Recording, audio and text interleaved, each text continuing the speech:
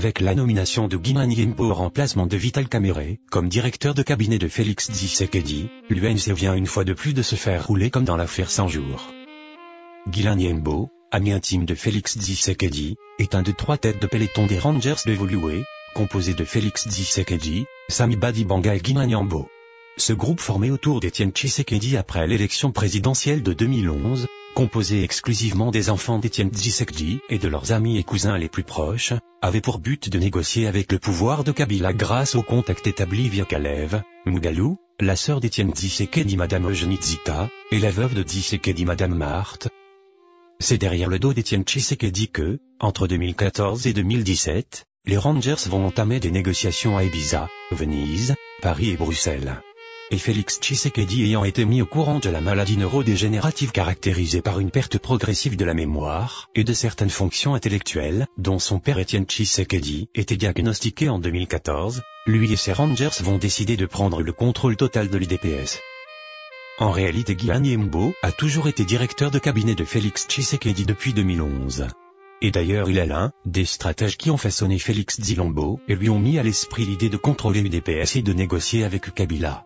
En effet, un document fuité à la presse, que le journal CNews de Mike Mokebayi avait eu le courage de publier en fac-similé dans son numéro 078 du lundi 28 septembre 2015, atteste nos propos.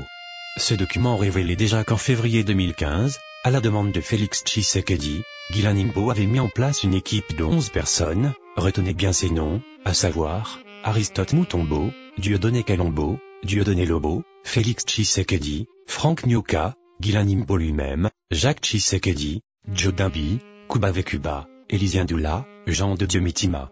Au point B de la réunion du 14 février 2015, on peut lire: Dans la détermination de la stratégie globale, nous avons pris en compte l'éventualité de l'échec de la prise de contrôle de l'UDPS, dans une échéance raisonnable par rapport à notre objectif final.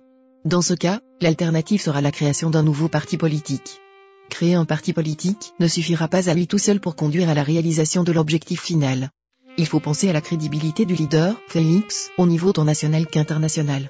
C'est dans ce contexte que prend corps le besoin de développement de l'image de Félix comme un axe important de la stratégie, qui doit déjà se mettre en place. Dans un premier temps, cet axe est appelé à émerger comme faisant partie de la stratégie de prise de contrôle de l'UDPS. L'objectif étant d'anticiper toute difficulté de pilotage du parti dans le cadre de l'objectif global. C'est dans le cadre de ce complot contre l'UDPS que ce Guilain Nyembo a pu déboulonner tous les caciques de ce parti sous le nez d'un Étienne Tshisekedi affaibli par la maladie. Pensez à Moubaké, Moutanda, Kiringa, Mouleka, Chabani, qui essaie d'ailleurs de revenir par la petite porte, Mavungu, et tant d'autres. On se rappelle que les Rangers d'Evolué vont pu placer Sami Badibanga comme conseiller spécial du président de l'UDPS, Étienne Tshisekedi, en matière de sécurité. Edouard Malou Giolito prendra le contrôle de l'UDPS au niveau de la France d'où ils opéreront, et Guilain Nyembo, qui venait d'épouser une cousine de Félix Tshilombo, devient représentant adjoint de l'UDPS/Belgique. Son chef est le docteur Kabamba, fondateur d'un groupe rebelle, dont le général John Zibangu sera le commandant. Comme Guilain Nyembo, Kabamba est présentement ministre, près du président de la République. Ces gens ont tous quelque chose en commun, le lien familial ou d'amitié avec les Tshisekedi et n'ont jamais eu une carte de membre de l'UDPS, ou encore personne n'a été responsable d'une structure de l'UDPS avant 2011. Il faut se rappeler que c'est à cette même époque que André Kabongo, connu au Canada sous le nom de André Mukange Chahi, et en Belgique sous le nom de Topin Mukange Chahi, l'actuel secrétaire particulier de Félix Tshisekedi, qui avait fui la justice belge pour des problèmes de contrefaçon pour se réfugier au Canada, ce qui justifie le changement de nom. Donc c'est à cette même époque qu'André sera nommé représentant adjoint de l'UDPS/Canada, alors qu'il n'a jamais été membre de cette fédération. Bref, en mettant un autre Rangers pour remplacer Vital Kamerhe, cela signifie politiquement la fin de l'accord de Nairobi. Le leader de l'UNC n'est qu'une victime expiatoire d'une grosse affaire de détournement de deniers publics mise à nu avec l'affaire de rétrocommission de 15 millions de dollars impliquant directement Madame Marthe, la mère de Félix Tshisekedi, et qui s'est élargie dans l'affaire Sanjourou.